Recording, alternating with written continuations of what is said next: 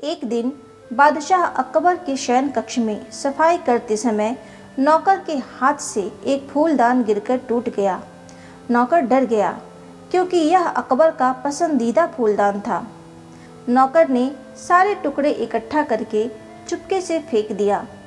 जब अकबर शयन कक्ष में आया तो उसने देखा कि उसका प्रिय फूलदान गायब है। उसने नौकर को बुलाकर इसके बारे में पूछा। डर के मारे नौकर ने झूठ बोला, मैं उस फूलदान को ठीक से साफ करने के लिए घर ले गया था। अकबर ने उसे आदेश दिया कि वो उस फूलदान को तुरंत उसके कमरे में वापस ले आए। आदेश पाकर उसने देखा कि अब और सच्चाई छिप नहीं सकती, इसलिए उसने अकबर को सारी बात बता दी और हाथ जोड़कर माफ़ी मांगने लगा। अकबर को नौकर पर बहुत गुस्सा आया क्योंकि उसने झूठ बोला था, इसलिए उसने उसे मौत की सज़ा सुना दी। नौकर माफ़ी की गुहार लगाता रहा, लेकिन अकबर ने उसकी एक न सुनी। अगले दिन अकबर ने इस विषय को अपने दरबार में चर्चा का विषय बनाया और अपने दरबारियों से पूछा, क्या तुम में से किसी ने कभी झूठ बोला है? सभी दरबारियों ने एक स्वर में मना कर दिया।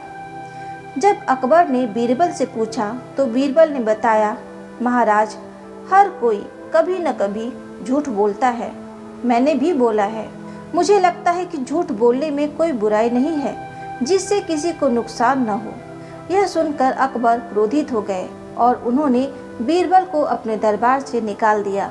बीरबल चला गया, लेकिन उसे नौकर की मौत की सज़ा का डर सता रहा था, इसलिए वो उसे बचाने का उपाय सोचने लगा।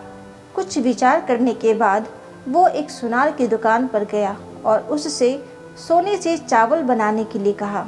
अगली सुबह सुनार ने बीरबल को सोने से बनी एक धान दी। उस धान को लेकर बीरबल अकबर के दरबार में गए।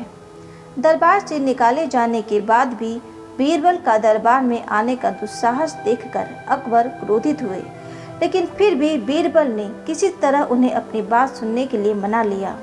अकबर को सोने का धान दिखाते हुए बीरबल ने कहा, महाराज, मैं आपसे कुछ महत्वपूर्ण बात कहना चाहता था, इसलिए मैं आज यहाँ आया था। कल शाम को घर जाते समय मेरी मुलाकात एक संत से हुई। उन्होंने मुझे चावल का एक सुनहरा पौधा दिया और कहा कि इसे किसी उपजाऊ जमीन पर बोना। अगर हम इसे बोएंगे तो उस खेत में सोने की फसल होगी। मुझे उपजाऊ जमीन मिल गई है। मैं चाहता हूँ कि सभी दरबारी और आप भी उस खेत में आकर इस सोने के धान की खेती करें। फिर हम देख पाएंगे कि संत ने जो कहा वो सच था या नहीं। अकबर ने सहमति जताते हुए सभी दरबारियों को अगले दिन तय समय पर मैदान में पहुंचने का आदेश दिया। अगले दिन जब सभी लोग खेत में पहुंचे तो अकबर ने बीरबल से उस सोने के धान को खेत में बोने को कहा, लेकिन बीरबल ने मना कर दिया और कहा, यह पौधा देते समय संत ने मुझे निर्देश दिया था कि खेत में सोना तभी उगेगा जब इसे एक ऐसे व्यक्ति द्वारा लगाया जाएगा जिसने कभी झूठ न बोला हो, इसलिए मैं इसे नहीं लगा सकता। कृपया अपने किसी दरबारी को इसे लगाने का आदेश दें। जब अकबर ने दरबारियों से उस धान को खेत में लगाने को कहा तो कोई भी आगे नहीं आया।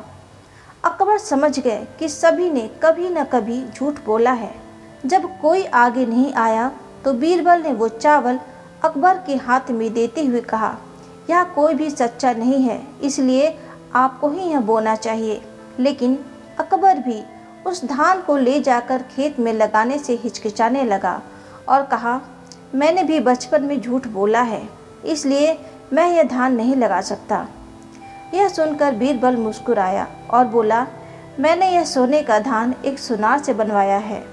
मेरा उद्देश्य बस आपको यह समझाना था कि दुनिया में लोग कभी न कभी झूठ बोलते हैं। जो झूठ किसी को नुकसान न पहुंचाए वो झूठ नहीं है। अकबर को बीरबल की बात समझ में आ गई। उन्होंने उसे दरबार में वापस स्थान दिया और नौकर की मृत्युदंड की सज़ा माफ़ कर दी।